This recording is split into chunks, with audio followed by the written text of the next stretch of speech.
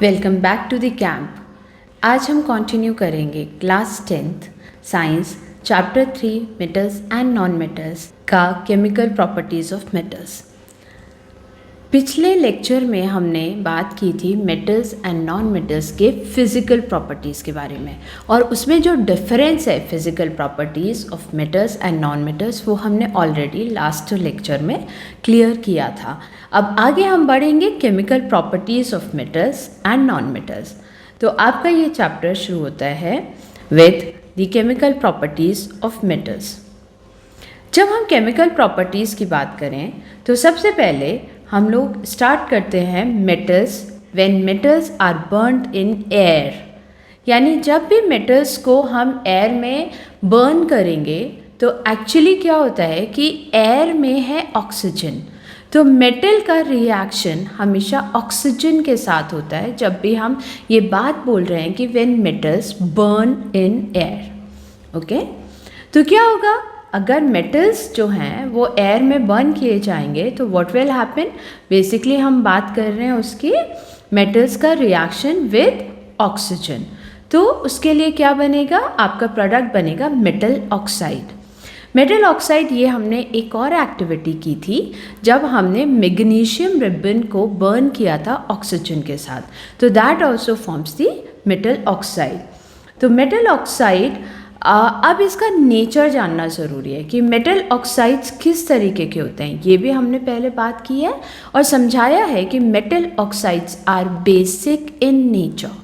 Basic in nature कैसे पता चला, अगर आप मेटल ऑक्साइड्स का वाटर सोल्यूशन या एक्वस सोल्यूशन लें या उनको जो भी मेटल ऑक्साइड जैसे मैग्नीशियम रिबन आपने बर्न किया तो उससे वाइट कलर की ऐश प्रोड्यूस हुई, तो अगर उस ऐश को जो वाइट कलर की ऐश प्रोड्यूस हुई उसको आप वाटर में ऐड करें और इस पर्टिकुलर सोल्यूशन में आप blue litmus paper and red litmus paper दोनों ही टेस्ट कर लो, तो क्या होगा कि आपका ब्लू लिटमस पेपर से रेड लिटमस में नहीं कन्वर्ट होगा, लेकिन रेड लिटमस पेपर ब्लू में कन्वर्ट हो जाएगा।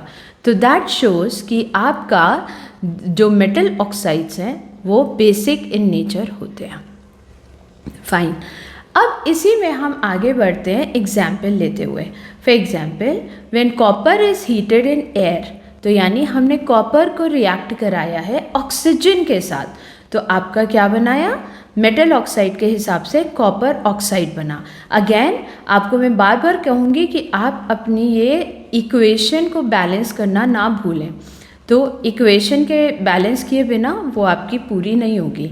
तो कॉपर ऑक्साइड बना। उसी तरीके से अगर आप एल्यूमिनियम कहते हैं, एल्यूमिनियम को ऑक्सीजन के साथ रिएक्ट करेंगे तो एल्यूमिनियम ऑक्साइड बनेगा।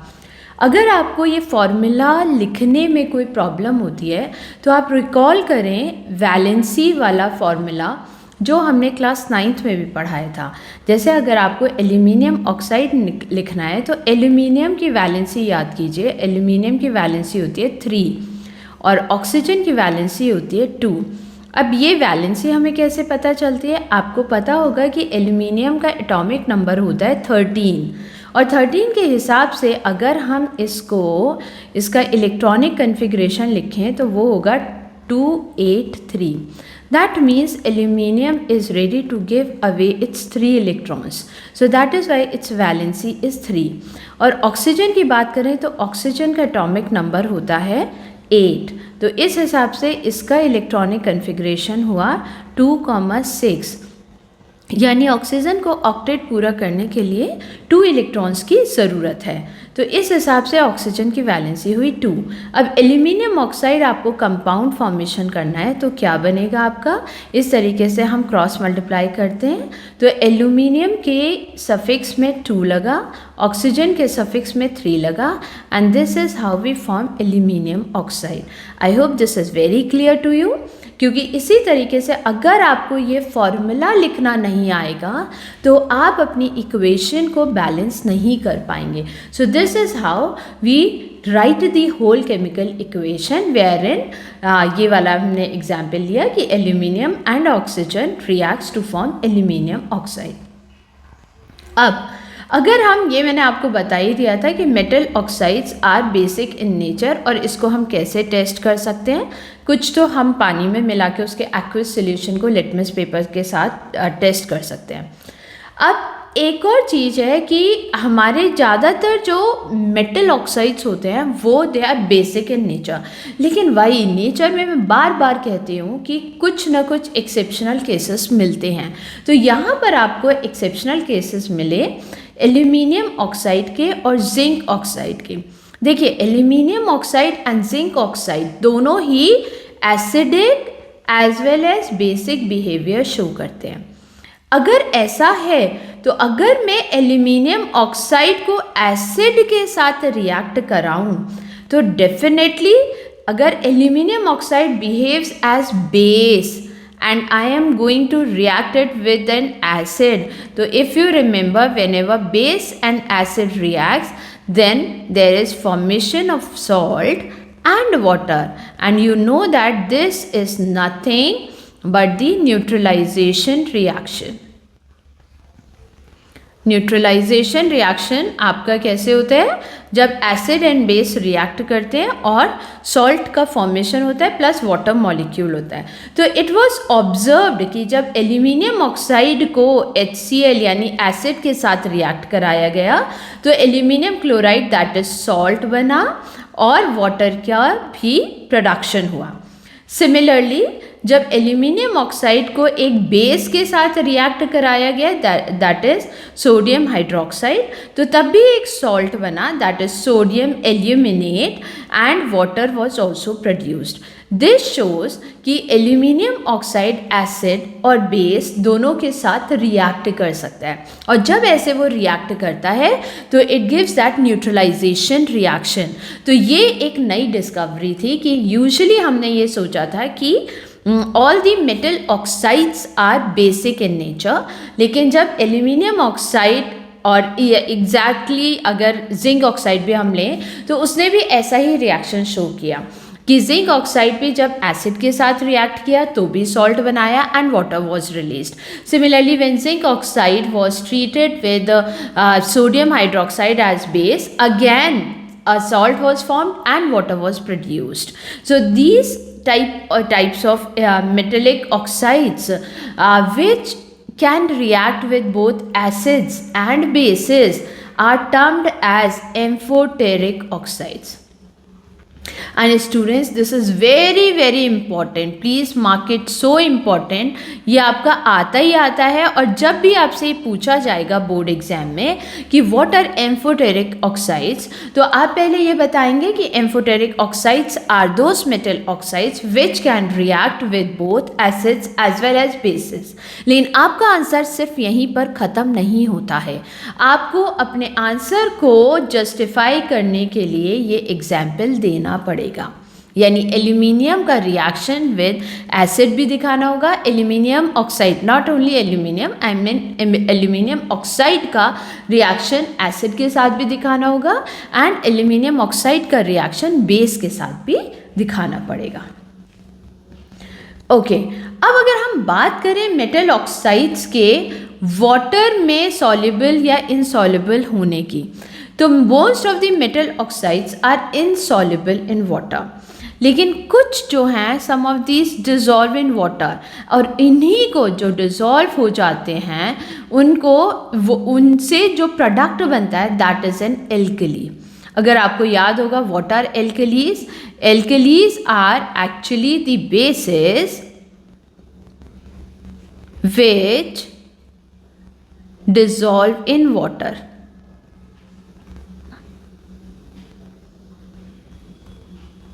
तो यहाँ से हमें एक और डेफिनेशन पहले भी हमने पढ़ी थी, all alkalis are bases but all bases are not alkalis.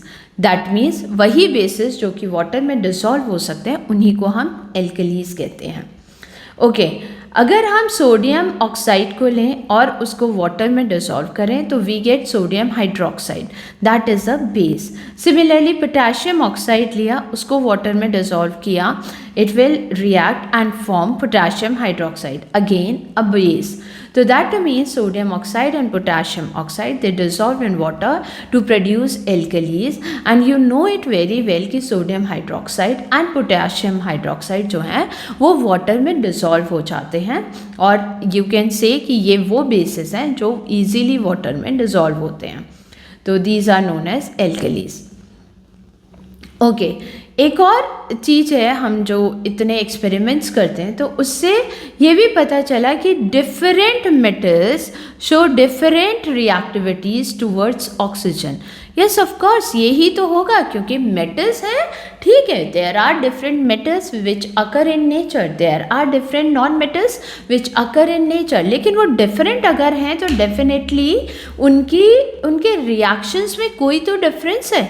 तो यानी अगर हम ये कहते हैं कि मेटल्स रिएक्ट विद ऑक्सीजन और metals burn in air to form metal oxides, तो ज़रूरी नहीं है कि सारे के सारे मेटल्स आपको एक ही तरीके से रिएक्ट करते हुए मिलेंगे। किसी में बहुत जल्दी रिएक्टिविटी होगी, जैसे for example potassium and sodium, वो इस कदर रिएक्ट करते हैं, पोटेशियम एंड सोडियम, आपकी बुक में भी दिया हुआ है, potassium and sodium react so vigorously means they react immediately and they catch fire also if they are kept in open. तो इसी वजह से इसका डिस्कशन मैंने आपको पिछली क्लास में भी किया था कि sodium metal is never kept open in the laboratories, it is neither kept in a bottle, rather it is kept और it is stored along with kerosene oil. So that is how we protect these accidental fires. So to protect ourselves or to prevent these accidental fires in laboratories, the sodium and potassium metals are immersed in kerosene oil. अच्छा, at ordinary temperature the surface of metals such as magnesium, aluminium, zinc and lead, आपने ये देखा होगा कि इन पर थोड़ा सा dullness आ जाती है। ये डलनेस क्यों आती है? क्योंकि इन पर एक thin layer of oxide develop हो जाती है, और वो होगा ना, क्योंकि अगर कोई मेटल आपका रखा है, कॉपर के जैसे डेकोरेटिव पीसेस होते हैं, एल्यूमिनियम के वेसल्स भी होते हैं यानी बर्तन भी होते हैं, और कुछ पीसेस भी रखे हैं, तो आप ये देखिए कि कुछ टाइम बाद ना उनकी वो शाइन नहीं रहती है जो शाइन आपने न्यूली परचेज करने पर देखी होगी।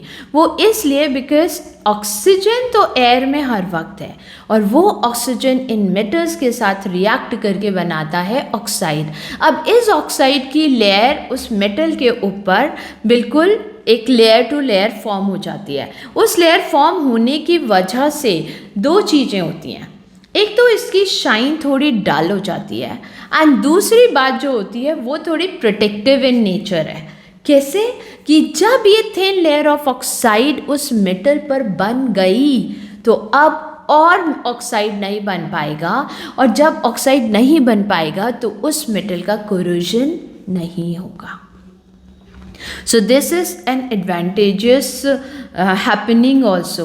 So if you see, you are given here in your book the protective oxide layer. Now please mind this, ये जो ऑक्साइड लेयर थिन लेयर बनी है जो हमें अच्छी तो नहीं लग रही कि थोड़ी शाइन इसकी ख़राब हो रही है, but then it is protective in nature. So this protective oxide layer prevents the metal from further oxidation. क्योंकि of course एक लेयर बन गई है तो अब मेटल का direct exposure to oxygen cut off हो गया है। तो अब वो कट ऑफ हो गया है तो वो ऑक्सीजन के साथ रिएक्ट नहीं कर पा रहा है, तो और मेटल जो उस लेयर के नीचे है वो सेफ है, it will not undergo any further oxidation. Okay, अब क्योंकि हम यहाँ पे बात कर रहे हैं कि when metals are burned in air, तो यू सी व्हाट, आयरन को आपने इतनी आसानी से बर्न होते नहीं देखा है। भाई आयरन रॉड लो, आप उसे बर्न करने की कोशिश करो, it does not burn. I am sure आपने देखा ज़रूर होगा। लेकिन अगर छोटी छोटी आयरन फिलिंग्स को हम लें और उनको फायर में डाल दें तो दे बर्न विग्रेसली, एकदम से चट चट चट चट की आवाज़ आती है, and they burn vigorously when they are sprinkled in the flame of the burner. तो अगर आग जल रही है और कुछ आयरन के छोटे छोटे फिलिंग्स हम इस तरीके से आग में डाल दें तो डेफिनेटली इट विल बर्न। हाँ, and than copper does not burn, copper नहीं बर्न होता, but the hot metal is coated with a black colored layer of copper oxide। क्या होता है, कॉपर भी अगर आप देखें वो ऐसे बर्न होता नहीं है, यानी जब उसका रिएक्शन विद ऑक्सीजन हम कहें तो it does not burn the way iron filings burn up और the way sodium and potassium react with oxygen. तो उस तरीके से कॉपर नहीं रिएक्ट कर रहा है, लेकिन हमने आपको ये बताया कि metals react with oxygen to form metal oxide. तो मेटल ऑक्साइड तो यहाँ भी बन रहा है, क्योंकि कॉपर ऑक्साइड, कॉपर 2 ऑक्साइड की लेयर बन जाएगी कॉपर के ऊपर, और वो ब्लैक कलर की लेयर होती है, इसलिए बहुत आसानी से आइडेंटिफाई किया जा सकता है कि copper has reacted with oxygen to form its oxide, that is copper 2 oxide. And copper 2 oxide का फॉर्मूला है जो कि ब्लैक इन कलर होता है, that is CuO। Silver and gold do not react with oxygen even at high temperatures. ये भी सही है, क्योंकि silver and gold they are least reactive elements, they are least reactive metals, इसीलिए तो gold की ज्वेलरी बनती है, इसीलिए सिल्वर की भी ज्वेलरी बनती है। तो दे do not react easily with oxygen. हालांकि सिल्वर पर फिर भी हमको ब्लैक कोटिंग दिखती है, लेकिन माइंड इट, ये ऑक्सीडेशन नहीं है सिल्वर का। तो this is how different metals react with oxygen when they are burnt in air। एक ना बहुत अच्छा प्रोसेस है, दिस इज एनोडाइजिंग। एनोडाइजिंग में इसी प्रोसेस को जो हमने अभी कहा कि metals react with oxygen to form metal oxide, तो एनोडाइजिंग में भी कुछ ऐसा ही फिनोमेना यूज़ किया जाता है, और उसमें क्या होता है, एल्यूमिनियम के ऊपर भी थिक ऑक्साइड लेयर बन जाती है।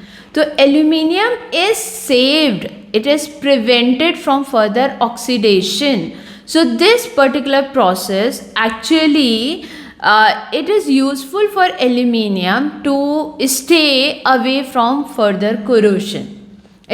This particular thin layer of aluminium oxide make it resistant to corrosion. So that is how this formation of oxide layer is advantageous for aluminium oxide, I mean for aluminium, that oxide layer is formed.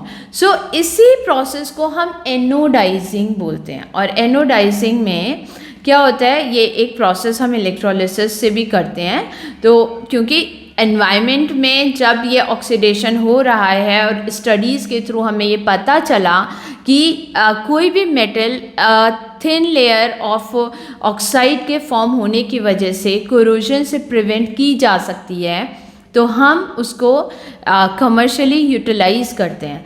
तो ये एक anodising एक process है जिसमें कि clean aluminium article, कोई भी article, चाहे आपको जो भी यूज़ करना है, चाहे वो डेकोरेटिव पीस है या कोई एक ऐसी you want to make it anodised, तो क्या करते हैं, एक क्लीन एल्यूमिनियम आर्टिकल को लेते हैं और इसको एनोड बनाते हैं। एनोड, इफ़ यू रिमेंबर, जो हमारा इलेक्ट्रोलाइटिक सेल होता है, there are 2 electrodes, one is anode, another one is cathode. तो कैथोड कौन सा होता है, जिसकी तरफ कैटायंस मूव करते हैं, and cathode is always a negative terminal of the it is attach to the negative terminal of the battery, तो हम उसको नेगेटिव इलेक्ट्रोड भी कहते हैं। और एनोड वो इलेक्ट्रोड होता है जिसकी तरफ एनायंस मूव करते हैं, और as anions are negatively charge, तो एनोड को पॉजिटिव टर्मिनल ऑफ बैटरी के साथ कनेक्ट किया जाता है, इसलिए हम एनोड को कहते हैं पॉजिटिव इलेक्ट्रोड। तो herein aluminium article is made the anode and it is electrolyzed with dilute sulfuric acid. Dilute sulfuric acid, actually it is used as an electrolyte here. तो इस प्रोसेस में oxygen gas evolve at the anode, it reacts with aluminium and therein it forms a protective oxide layer. अब पहले तो हम ये कहेंगे ये प्रोटेक्टिव ऑक्साइड लेयर है, लेकिन क्योंकि ये हम एक्टिविटी खुद कर रहे हैं तो हम इसको थिकर भी बना सकते हैं, क्योंकि यूजुअली जो एनवायरनमेंट में हो रही है that is just a thin coat of oxide of that metal, लेकिन अब हमें पर्पसली इसका यूज़ करना है for commercial means. So what we can do is we can create a thick layer of that protective oxide. So this oxide layer can be dyed easily, उसके बाद उसको dye किया जा सकता है whatsoever colour you want and it give aluminium article an attractive finish.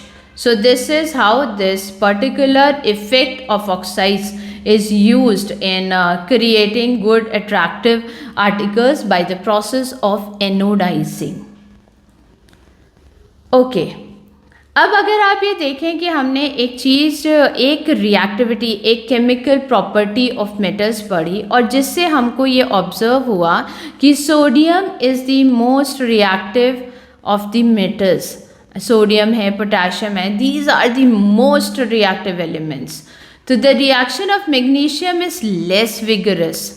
That means magnesium is not as reactive as sodium.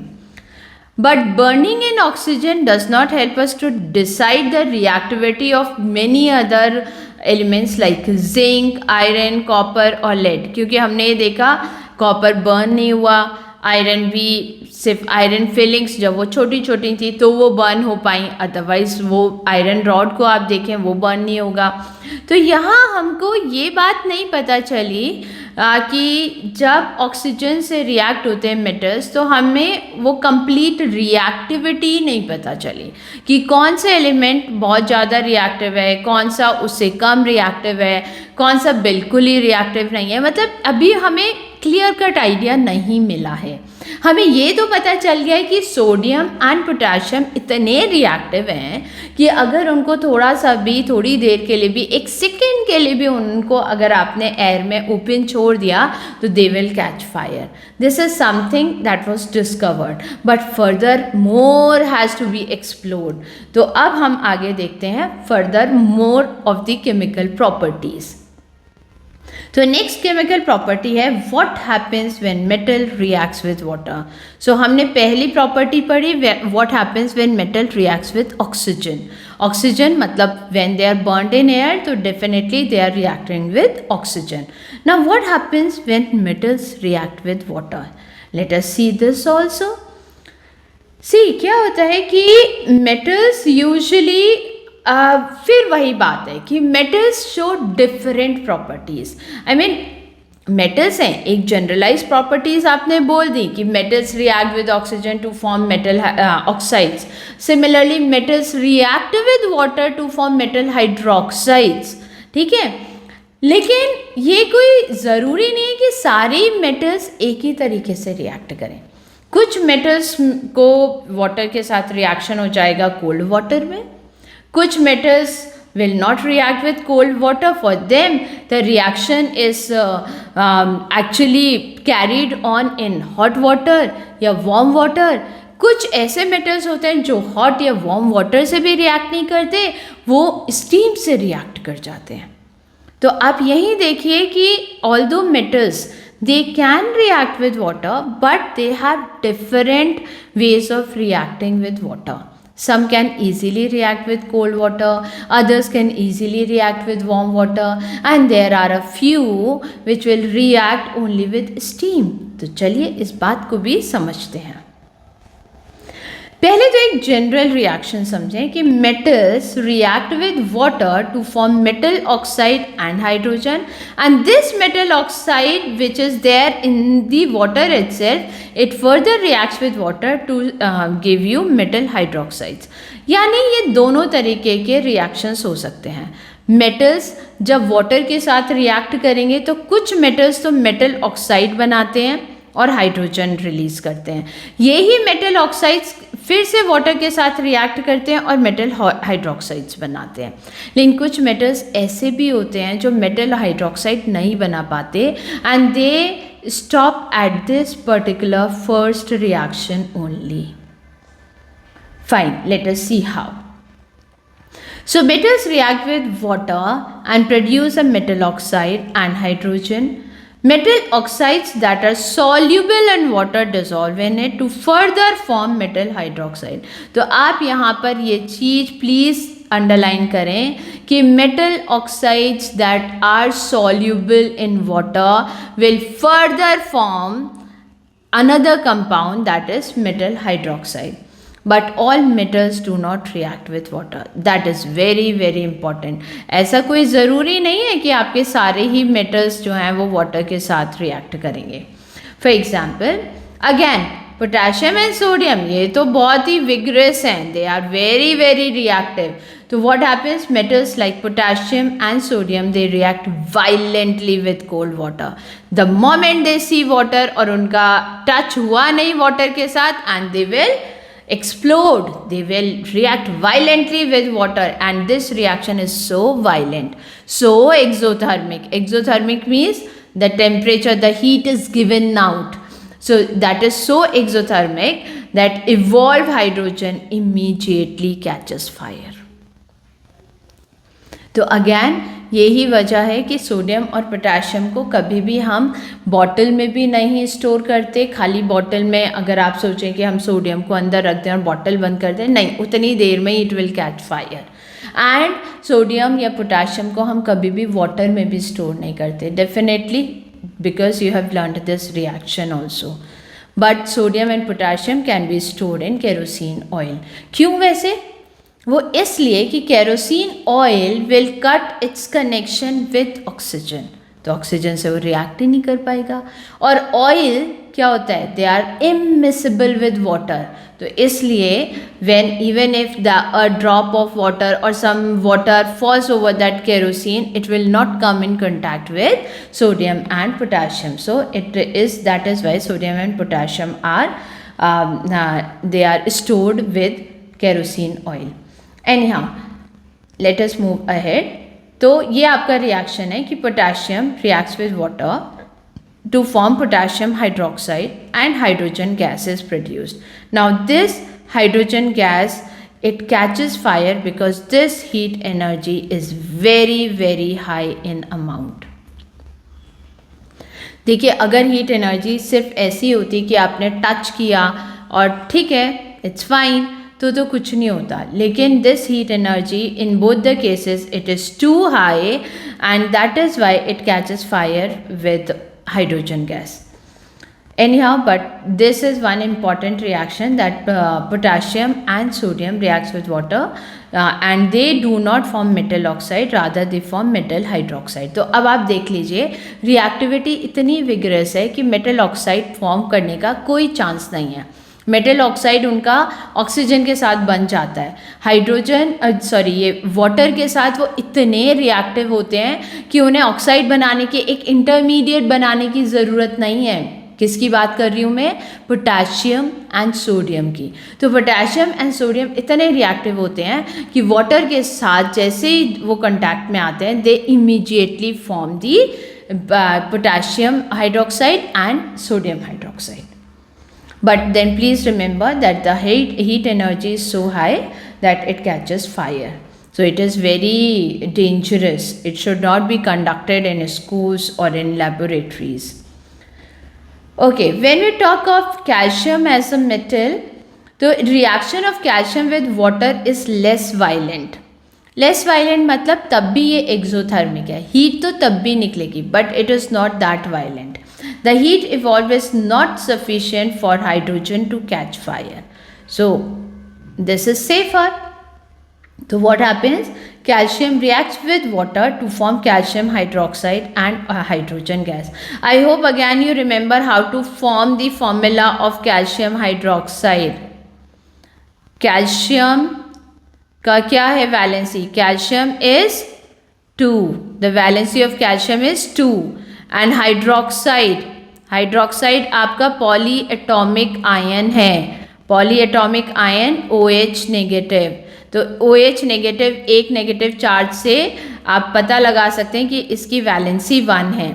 तो what will happen, calcium इस तरीके से हम जब बनाते हैं कंपाउंड फॉर्मूला, तो ये हुआ कैल्शियम 1 है और OH whole twice, this is how we write. तो कैल्शियम हाइड्रोक्साइड का ये फॉर्मूला है। देखिए क्या होता है कि अगर आप ये फॉर्मूला नहीं जानेंगे, you will not be able to balance your equation, and that is very very important. Okay, calcium can easily react with water, और अभी आप देखेंगे अभी हम सिर्फ कोल्ड वाटर की बात कर रहे हैं। तो calcium can also react with cold water, it forms calcium hydroxide and hydrogen gas is released, but there is no catching of fire because calcium, the reaction of calcium with water is not that violent, and the heat energy which is produced is not that enough that it will catch fire with hydrogen. एक बहुत important यहाँ पे आपका statement है, please इसको highlight कर लीजिए अपनी बुक में। Calcium starts floating because bubbles of hydrogen gas formed stick to the surface of the metal. ये क्वेश्चन आपका आता है। आप ये ना एक प्रैक्टिकल एग्जाम्पल भी है। When you take milk with some Bournvita और ये जो मिल्क पाउडर्स होते हैं, जो आप सप्लीमेंट्स डालते हैं, जैसे बॉर्नवीटा डाला या प्रोटीन एक्स डाला, व्हाटसोएवर, मिल्क का टेस्ट एनहांस करने के लिए जो आप प्रोटीन पाउडर या मिल्क का चॉकलेट टी बनाने के लिए जो आप पाउडर्स यूज़ करते हैं, तो उसमें भी ना आपने कभी देखा होगा येलो एंड वाइट कलर के ग्रैन्यूल्स होते हैं, those are actually calcium granules. और जब वो आप मिल्क में स्टर करते हैं तो यू विल सी कि वो ग्रैन्यूल्स ऊपर ऊपर फ्लोट कर रहे होते हैं। जो दूध में थोड़ा बहुत ऊपर झाग होता है, तो उस झाग में वो ग्रैन्यूल्स फ्लोट कर रहे होते हैं। उसकी वजह ही यही है कि जैसे ही वो calcium granules come in contact with milk, and milk contains water also, भाई मिल्क इसीलिए लिक्विड फॉर्म में है क्योंकि it is a sol solution जिसमें कि fat globules are mixed in water, ठीक है ना। तो कैल्शियम उसके साथ वो जो हाइड्रोजन गैस रिलीज होती है, क्योंकि अब यहाँ क्या रिएक्शन हो रहा है, calcium is a metal and it reacts with water forming calcium hydroxide and hydrogen gas। तो जो हाइड्रोजन गैस इवॉल्व होती है, definitely hydrogen gas being lighter it rises up, और उसके साथ साथ कुछ कैल्शियम ग्रैन्यूल्स जो कि नहीं रिएक्ट हुए या नहीं डिसॉल्व हुए, वो उसके साथ साथ ऊपर फ्लोट करने लगते हैं। तो this question comes up in board examination also, so please mark it very very important as the statement. And this is very easy to understand कि calcium starts floating because the bubbles of hydrogen gas formed stick to the surface of the metal, और bubbles of hydrogen gas ऊपर rise कर रहे हैं, उनके साथ साथ calcium भी as an element उसके साथ साथ float कर रहा है, ठीक है। Okay, magnesium does not react with cold water, यानी अब बात खत्म हो गई कोल्ड वाटर की। कोल्ड वाटर में हमने किस किस को रिएक्ट करते देखा, हमने सोडियम को देखा, पोटेशियम को देखा और कैल्शियम को देखा। मैग्नीशियम कोल्ड वाटर के साथ रिएक्ट नहीं कर पाता, it reacts with hot water to form magnesium hydroxide. अब यहाँ पे मैग्नीशियम हाइड्रोक्साइड का फॉर्मूला याद कर लीजिए। व्हाट इज मैग्नीशियम का वैलेंसी 2, हाइड्रोक्साइड की क्या वैलेंसी है 1। तो मैग्नीशियम हाइड्रोक्साइड क्या बना आपका MgOH होल ट्वाइस, राइट। ये मैग्नीशियम हाइड्रोक्साइड है। तो मैग्नीशियम हाइड्रोक्साइड कोल्ड वाटर के साथ तो रिएक्ट, मतलब मैग्नीशियम कोल्ड वाटर के साथ रिएक्ट नहीं करता, वो हॉट वाटर के साथ रिएक्ट करता है और क्या बनाता है मैग्नीशियम हाइड्रोक्साइड, और हाइड्रोजन गैस उसमें भी लिबरेट होगी ही होगी। और इसमें भी हाइड्रोजन गैस क्योंकि लिबरेट होती है, तो कभी कभी ऐसा होता है कि मैग्नीशियम भी इन हाइड्रोजन गैस मॉलिक्यूल्स के साथ स्टिक होकर सरफेस तक आ जाते हैं। तो ये फिनोमेना हम कैल्शियम में भी देखते हैं, मैग्नीशियम में भी देखते हैं। अगेन आपके बोर्ड में क्वेश्चन किसी भी एलिमेंट को लेकर आ सकता है, या तो वो दोनों का पूछ सकते हैं कि कैल्शियम एंड मैग्नीशियम ग्रैन्यूल्स और metal float on water, why? तो आप यही कहेंगे कि both of them release hydrogen when they come in contact with water, they form their hydroxides and hydrogen gas is evolved. This hydrogen gas, the bubbles of this hydrogen gas take along the granules of calcium and magnesium and float on the surface of water. I hope this is very clear to all of you. Okay. We have spoken about magnesium, which reacts with hot water only. Now we are moving towards aluminium, iron and zinc. अब इनके लिए क्या है, इनका आपने देखा था कि आयरन और जिंक तो ऑक्सीजन के साथ भी बर्न नहीं हो पा रहे थे. येस ऑफ कोर्स हमने आयरन फिलिंग्स के बारे में ज़रूर बात की थी, बट नॉर्मली अगर वो फिलिंग्स ना होते तो iron does not react with oxygen to burn up.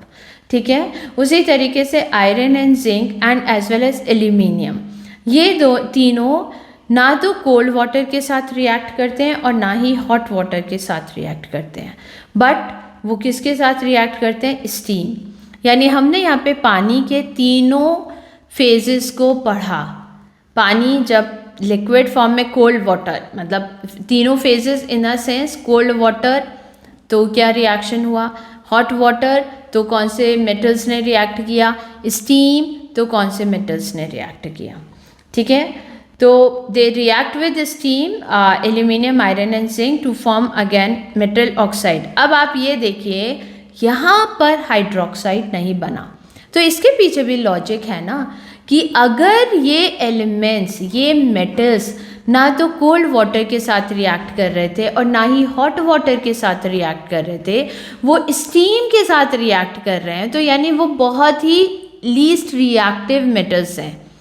और इतना रिएक्टिविटी है ही नहीं कि वो कोल्ड या हॉट वाटर के साथ रिएक्ट करें, वो स्टीम के साथ रिएक्ट कर रहे हैं, तो इसकी वजह से वो सिर्फ ऑक्साइड लेवल पर ही रुक जाते हैं. दे do not form hydroxide. That means aluminium, iron, zinc, they form just metal oxides.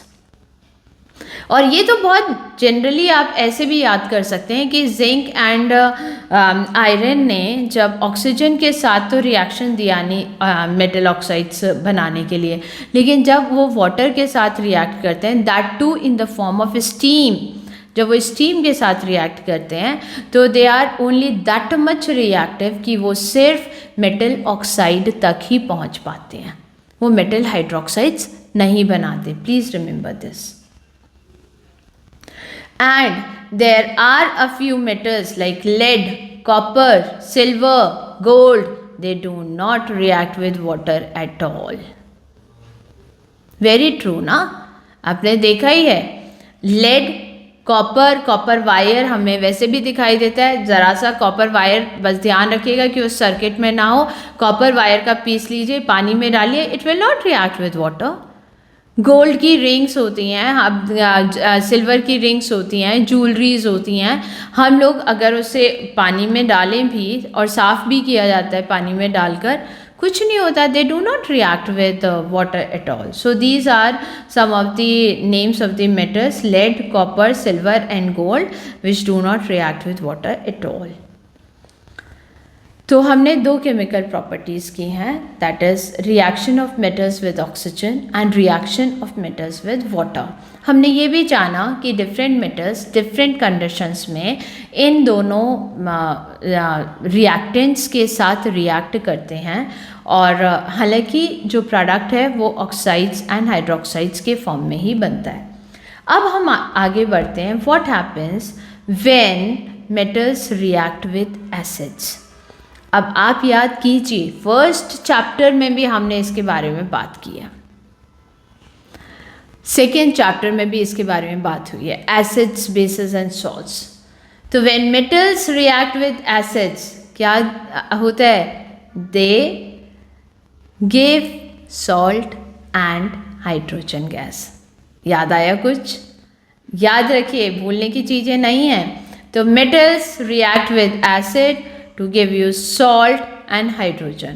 लेकिन again all the metals do not react in the same manner, क्योंकि कुछ metals ज़्यादा reactive है, कुछ metals कम reactive है. तो इसमें भी हम डिफरेंट सैम्पल्स लेकर अगर टेस्टिंग करें तो we will find that these metals they react with acids and they form salt and hydrogen, लेकिन सबकी रिएक्टिविटी डिफरेंट है. ठीक है.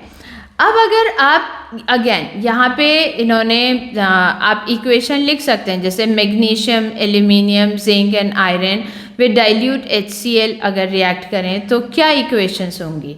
चलिए लिखकर देख लेते हैं एक आध. फॉर एग्जांपल मैग्नीशियम ले लीजिए, इसको हमने डाइल्यूट HCl के साथ रिएक्ट किया. ठीक है. तो क्या बनेगा, आपका रिएक्शन क्या है, अभी ऊपर याद रखिए ये सॉल्ट एंड हाइड्रोजन गैस. तो सॉल्ट कौन सा सॉल्ट बनेगा, magnesium chloride, and that is MgCl2 plus hydrogen gas is H2. अब हम इसे बैलेंस भी करेंगे. Mg1 on both the side, Cl is 1, तो हमने यहाँ पे 2 रख दिया. Now hydrogen is also balanced, right. उसी तरीके से चलिए एल्यूमिनियम को भी कोशिश करते हैं. हम लिखते हैं एल्यूमिनियम प्लस HCl, सॉल्ट क्या बनेगा, aluminium chloride, and that is AlCl3 plus H2. Again balance it. यहाँ पे तो एल्यूमिनियम 1 है दोनों साइड, क्लोरीन लेकिन 3 है, तो हमने यहाँ पे 3 कर दिया. लेकिन अब तो ये बैलेंस नहीं हुआ, तो हमको चेंज करना पड़ेगा. फॉर एग्जाम्पल हम फिर इसको 6 करेंगे. 3 2 6,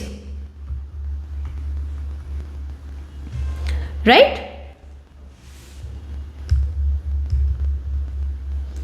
तो इसको अगर हम एल्यूमिनियम और इसको 6 करते हैं, ये देखते हैं, इसको यहाँ पे किया 3, तो 3 2 6, इसको भी यहाँ पे आपने किया 6, तो अब आपका यहाँ पे 2 आएगा, फिर यहाँ पे भी 2 आएगा. देखें ये बैलेंस हो गया. जी हाँ, ये बैलेंस हो गया. Aluminium 2 atoms on both the sides, hydrogen 6 atoms, absolutely fine, and chlorine also 6 atoms. So this is how you should not be scared of writing the chemical equations. जैसे ही मौका आया chemical equation लिखकर देख लिया, साथ साथ आपका क्या होता है, फर्स्ट चैप्टर रिवाइज हो जाता है. ओके, अब मूविंग अहेड. आपकी बुक का ये particular paragraph is very very important. क्यों, एक बहुत इम्पॉर्टेंट बात पता चलती है यहाँ पर. देखिए हाइड्रोजन गैस, हम क्या कह रहे हैं कि जब भी कोई मेटल एसिड के साथ रिएक्ट करता है तो सॉल्ट प्रोड्यूस होता है और हाइड्रोजन गैस भी इवॉल्व होती है. लेकिन hydrogen gas is not evolved when a metal reacts with nitric acid. अरे भाई क्यों नहीं इवॉल्व होता. तो याद करें नाइट्रिक एसिड का क्या फॉर्मूला है, HNO3. ठीक है, HNO3.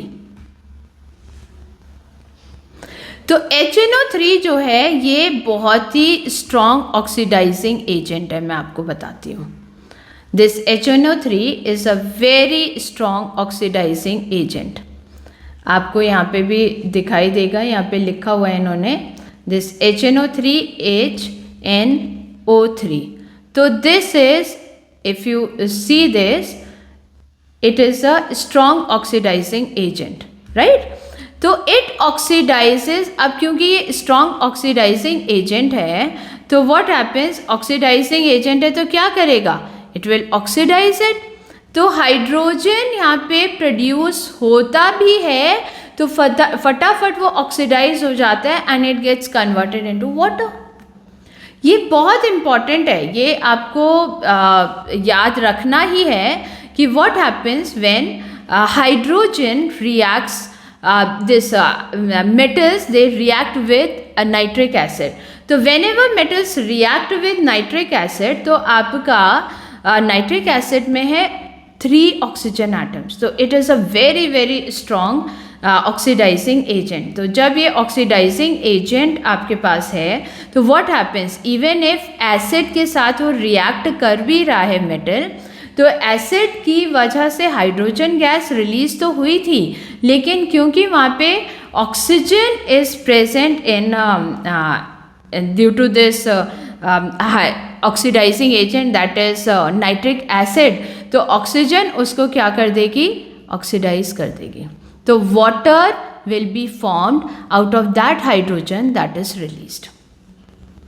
Okay, so this is very important and mind this, ये क्वेश्चन आपका आता है कि why does oxygen why does hydrogen gas is not evolved, or why isn't hydrogen gas evolved when metal reacts with nitric acid. So this is very very important statement that nitric acid is a strong oxidizing agent, और जैसे ही जो hydrogen produce होता है reaction में, it gets converted into water. And one more thing, it oxidizes the hydrogen and produces to water, and itself, I mean nitric acid itself gets reduced to any of the nitrogen oxides. तो N2O भी बन सकता है, NO भी बन सकता है, NO2 भी बन सकता है, ठीक है। तो this is about the nitric acid. कहने का मतलब ये कि हमने एक जनरल रिएक्शन तो पढ़ लिया कि metals when react with acids they release hydrogen gas, लेकिन अब एक्सेप्शनल क्या आ गया कि एसिड को नाइट्रिक एसिड नहीं होना चाहिए, क्योंकि नाइट्रिक एसिड में हाइड्रोजन गैस नहीं इवॉल्व होगी, तब वाटर इवॉल्व, मतलब वाटर प्रोड्यूस होगा। और खुद नाइट्रिक एसिड में नाइट्रोजन है, ऑक्सीजन भी है, तो नाइट्रोजन ऑक्साइड्स भी बनेंगे, N2O बन सकता है, NO बन सकता है, NO2 बन सकता है, ये कोई भी nitrogen oxide can be formed.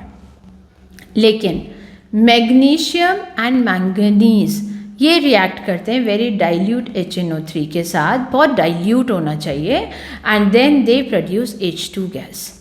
और ठीक है, अगर डाइल्यूट है तभी वो H2 गैस बनेगा, अगर कॉन्सेंट्रेटेड है तब फिर से वो ऑक्सीडाइजिंग एजेंट की तरह रिएक्ट करेगा। ओके, अब इतने सारे हमने रिएक्शंस देख लिए, तो अब हमें कुछ और भी चीज़ें पता चली। जैसे हमने कहा कि ये जो हाइड्रोजन गैस रिलीज़ हो रहा है तो उसकी वजह से बबल्स बने, तभी हमें पता चला कि gas is being released. And it was seen कि ये जो हाइड्रोजन गैस रिलीज हुई, it was fastest in case of magnesium, and the reaction was most exothermic in this case, यानी बहुत अच्छे से इसमें हीट प्रोड्यूस हुई है। और रिएक्टिविटी फिर डिक्रीज हुई, मैग्नीशियम के बाद एल्यूमिनियम, एल्यूमिनियम के बाद जिंक, एंड जिंक के बाद आयरन। तो दैट मीन्स रिएक्टिविटी डिक्रीज हो रही है in case of production of hydrogen gas. यानी जब भी मेटल्स एसिड के साथ रिएक्ट करते हैं और हाइड्रोजन गैस प्रोड्यूस होती है, तो बहुत ही विग्रसली हाइड्रोजन गैस प्रोड्यूस की मैग्नीशियम ने, followed by aluminium, followed by zinc, and iron being least reactive in this case. तो इसी तरीके से और भी मेटल्स को कंपेयर किया गया और धीरे धीरे हमने रिएक्टिविटी सीरीज को जाना। अब आगे बढ़ने से पहले एक और आपका डू यू नो ये क्वेश्चन भी पढ़ लेते हैं। There is something called aqua regia. Aqua regia ये एक मिक्सचर है किस चीज़ का, हाइड्रोक्लोरिक एसिड और concentrated nitric acid. Even hydrochloric भी कॉन्सेंट्रेटेड है, तो concentrated hydrochloric acid and concentrated nitric acid को जब हम 3:1 रेशियो में डिसॉल्व करते हैं तो हमारे पास इतना स्ट्रॉन्ग एसिड तैयार होता है which is known as aqua regia. And aqua regia is highly corrosive, highly corrosive, इतना ज़्यादा, एंड इट हैज़ मतलब it is a fuming liquid. The moment it is formed, it creates so many fumes, it is so corrosive कि उसमें gold and platinum भी dissolve हो जाएगा। आपको पता है गोल्ड एंड प्लैटिनम बहुत ही वीक रिएक्टिविटी शो करते हैं, मतलब they are the least reactive metals, लेकिन एक्वारीजिया उनको भी डिसॉल्व कर देता है. It is such a corrosive liquid that is formed by mixing concentrated hydrochloric acid and concentrated nitric acid in the ratio 3:1. Okay, chemical properties को ही आगे बढ़ाते हुए हम नेक्स्ट टॉपिक लेते हैं. How do metals react with solutions of other metal salts. अब यहाँ से आपको एक और रिएक्शन याद आ रहा है. कौन सा बताइए, कौन सा रिएक्शन याद आ रहा है? जी हाँ, डिस्प्लेसमेंट रिएक्शन. हमको बहुत अच्छे से पता है कि जब एक मेटल दूसरे मेटल के सॉल्ट सॉल्यूशन में रिएक्ट करवाया जाता है या डाला जाता है तो वहाँ पर एक डिस्प्लेसमेंट रिएक्शन होता है. लेकिन वो डिस्प्लेसमेंट रिएक्शन तभी होगा कि अगर जो मेटल हमने डाला है that is more reactive than the metal which is present in its salt form, है ना. और इस एक और कंडीशन है इसमें कि ये जो सॉल्ट फॉर्म वाला मेटल है this should be present in its aqueous form also. That means उसका सॉल्ट सोल्यूशन होना चाहिए. अगर सॉल्ट सोल्यूशन नहीं होगा तो it will not show any displacement reaction. So what we have seen कि whenever some metal is reacted is put in reaction with salt solution of another metal, then if metal A for example is more reactive than metal B, then definitely metal A will displace the metal B from its salt solution और खुद का वो salt solution बना लेगा और metal B अलग से किसी भी फॉर्म में प्रेसिपिटेट फॉर्म में it will come out. For example इन्होंने यहाँ दिखा रखा है आपकी एक्टिविटी में. दिस फर्स्ट टेस्ट ट्यूब जो कि ब्लू कलर है, इसमें कॉपर सल्फेट सोल्यूशन है. Copper sulphate solution is blue in colour. अब इसमें क्या किया इन्होंने, इस सोल्यूशन में ये आयरन नेल को हैंग कर दिया. Iron being more reactive than copper, क्या होगा, आयरन नेल धीरे धीरे ये सोल्यूशन धीरे धीरे आयरन सल्फेट में कन्वर्ट हो जाएगा. और शुरू में तो नहीं लेकिन धीरे धीरे you will show see that this solution will show green colour. तो आयरन सल्फेट सोल्यूशन का क्योंकि ग्रीन कलर होता है तो you will see green colour solution and you will also see कि नेल के ऊपर ब्राउन कलर का डिपॉजिट है and this brown colour deposit is nothing but copper. Okay, this is how we can easily see. इसमें ये होता है ये इन्होंने एक और वो लिया है. Okay fine, this is another reaction जो इन्होंने किया है कि कॉपर अब की बार पहला टेस्ट ट्यूब में क्या किया है, they have taken iron nail and they have put in copper sulphate solution. तो यहाँ पे धीरे धीरे यही सोल्यूशन आपका ग्रीन टर्न हो जाएगा. लेकिन दूसरी बार में जब उन्होंने आयरन सल्फेट सोल्यूशन लिया तो उसमें जब कॉपर वायर डाला तो ये ग्रीन ही रहा, ये ब्लू नहीं टर्न हुआ. तो दिस शोज कि only the more reactive metal will displace the less reactive metal from its salt solution. Fine. तो यहाँ से हमको रिएक्टिविटी सीरीज समझ में आई. What is reactivity series? It is a list of metals arranged in order of their decreasing reactivities. That means सबसे ऊपर आपका पोटाशियम है तो मोस्ट रिएक्टिव है. देन सोडियम है, that is also very reactive. Calcium is next reactive. Then magnesium, aluminium, zinc, iron, lead. Hydrogen यहाँ पे है. अगर आप याद करें hydrogen actually it is a non metal also. ठीक है, तो it is a non metal in a way कि भाई जब भी हाइड्रोजन को हम बात करते हैं वो पीरियोडिक टेबल के फर्स्ट एलिमेंट की तरह प्रेजेंट होता है. तो neither it is a metal nor or you can say it behaves as a metal as well as non-metal. मतलब हम उसको कह नहीं सकते कि ये सिर्फ एक मेटल है या सिर्फ एक नॉन मेटल है, ये कोई हम ऐसा डिफाइन नहीं करेंगे, लेकिन it can behave in both ways. So that is why hydrogen reactivity series में भी it has been shown here. तो अब अगर हम इसका रिएक्टिविटी सीरीज देखें आपका, तो इसमें hydrogen is also placed here और नीचे आपका कॉपर है, हाइड्रोजन से नीचे आपका कॉपर है, then mercury, silver and then gold.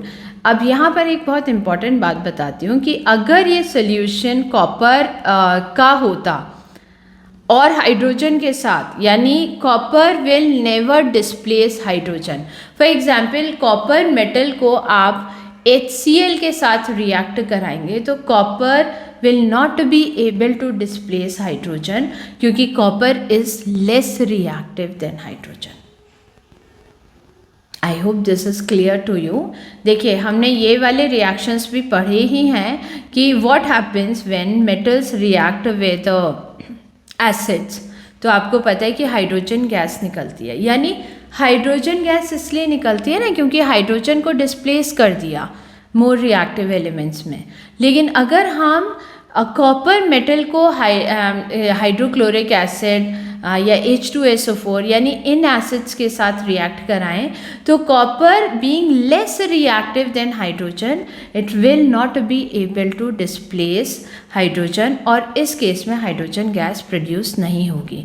Please इस चीज़ को याद रखना. सो this is about reactivity series.